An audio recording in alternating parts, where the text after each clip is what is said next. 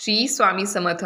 मंडळींनो, खूप व्यक्तींना सवय असते की रोजच्या धावपळीमध्ये किंवा गडबडीमध्ये देवपूजा करत असताना किंवा स्वामींची सेवा करत असताना किंवा तुम्ही ज्या इष्टदेवतेला गुरु मानला आहे त्यांची ध्यान धारणा मंत्र जप करत असताना आपण ज्यावेळेस पूजा करतो त्यावेळेस आपण आसन न घेता आपण ती पूजा असेल किंवा ध्यान धारणा करत असतो. तर नक्कीच हे करणं कितपत योग्य आहे?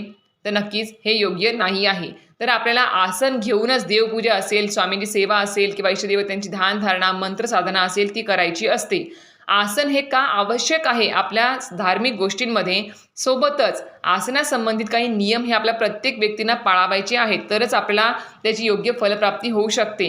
आणि आसन आपल्या प्रत्येक धार्मिक कार्यामध्ये, देवपूजेमध्ये असणं किती आवश्यक आहे याबद्दल संपूर्ण माहिती जाणून घ्यायची असेल तर नक्कीच माझ्या यूट्यूब चॅनल शीतल स्वामी सेवा या चॅनलला व्हिजिट करा. त्यावरती संपूर्ण माहितीचा व्हिडिओ आलेला आहे. लिंक तुम्हाला व्हिडिओची खाली भेटून जाईल. धन्यवाद. श्री स्वामी समर्थ.